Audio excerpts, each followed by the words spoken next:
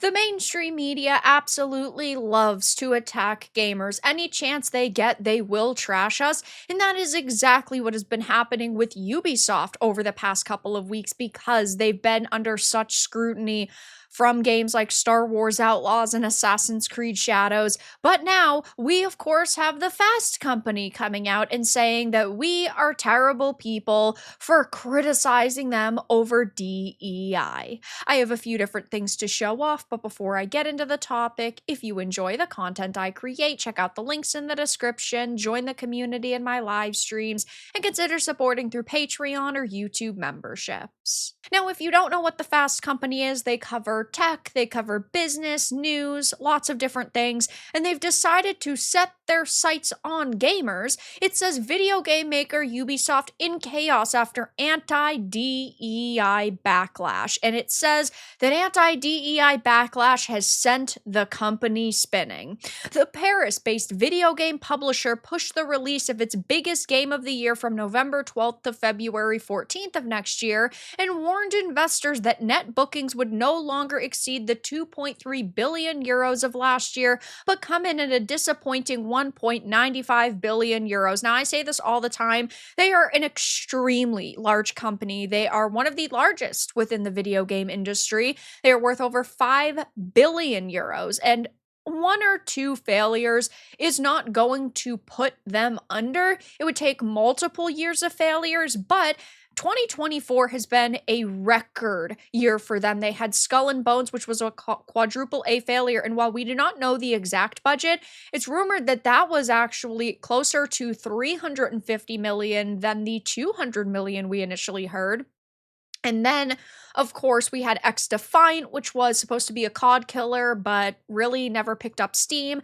Star Wars Outlaws was a disappointment for them, and they were really relying on Assassin's Creed Shadows to make them a lot of money because it's got a lot of notoriety. Assassin's Creed is a large franchise, but it seemed that these two large franchises, Assassin's Creed and Star Wars, are doing nothing for them this year because Outlaws failed, and it appears that, Assassin's Creed Shadows probably isn't going to do any better next year, but either way, that isn't on the books for, 2024 for them. It says, though, the bookings shortfall was technically due to the delay and disappointing sales of Star Wars Outlaws. However, the underlying reason for both those, at least in part, is the far-right opposition to diversity and inclusion. I am not against diversity and inclusion. I am against forced diversity and forced inclusivity and forced equity. My problem is when you have developers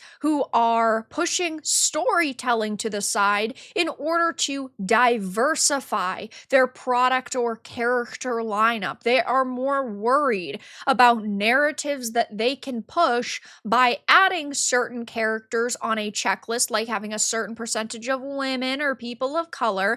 I just want great storytelling, and if you are good at your job, it will feel natural. It will be natural, but that's not what is happening right now. And of course, they just want to call anybody who is not them far right. You are either one of the good guys, or you're far right.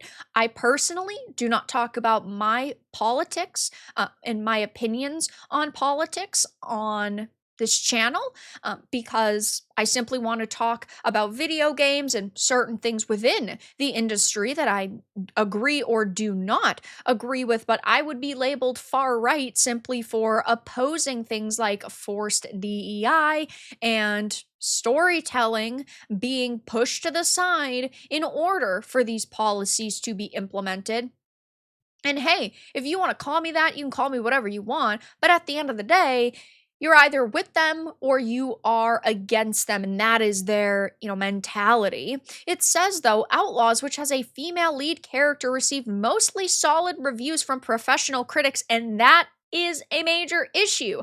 I streamed the majority of Star Wars Outlaws, and I was facing tons of bugs and glitches, and the story was really bad. The characters were really shallow. The world was not good at all, but I actually had to stop playing it because there was a game-breaking bug and I could not progress the main story. That is a major issue, and even leading up to release, all of the footage that was being released looked buggy and looked glitchy, and people were criticizing the way that it seemed to be. And once we got our hands on it, it was 10 times worse than we could have imagined. There is no way that this game received solid reviews naturally.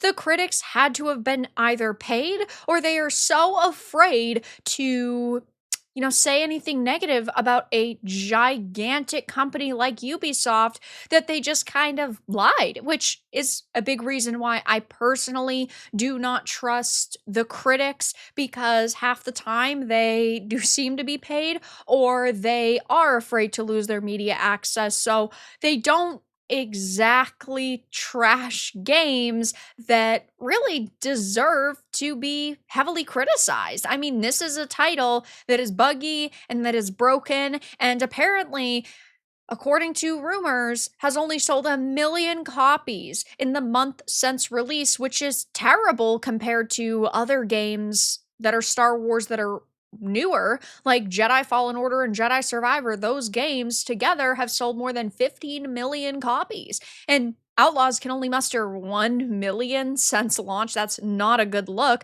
And yes, there are people who are upset about forced DEI narratives in our content, in our movies, our TV shows, our video games. And is that the only reason why a game like Star Wars Outlaws is bad? No, of course not, but it's just one pile that is added to the mountain of other problems. And instead of trying to accept that and say, hey, we completely understand there are people who are upset with the state of the industry, they just go, blah, blah, blah. You guys are complaining about forced, diversity, and you guys are just far right losers. I mean, that's the way that this constantly goes now.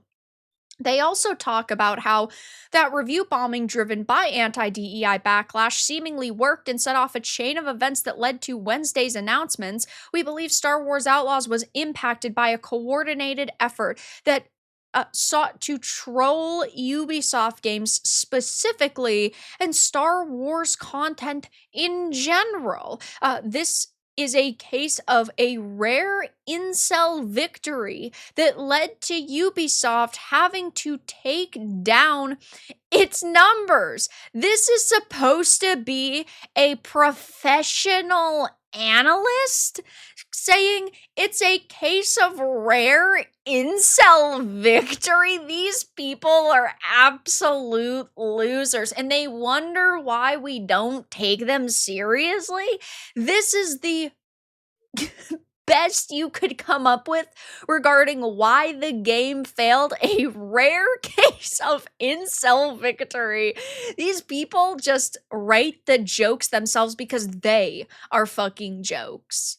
And keep in mind, we are talking about Ubisoft, whose CEO hates gamers. He recently said that Star Wars Outlaws failed because gamers have high expectations, which of course we have high expectations. You're trying to constantly sell us $70 products, and you tell us that the content you're making is worth more than 70. Like with Skull and Bones, they said, oh, it's a quadruple A game and it's worth more than 70. We could charge more than 70, but we're doing you guys a favor, which is absurd. And we recently heard developers reportedly revealed the company brushes off legitimate criticism as toxic gamer talk. And at the end of the day, they can do this, but it's not going to make them any money. It does not make Ubisoft look good when there are articles being written like this, when the CEO is attacking the very people they need to swipe their credit cards in order to make money. So right now, Ubisoft is in chaos after what they're calling is anti-DEI backlash, which really is just gamers speaking with their wallets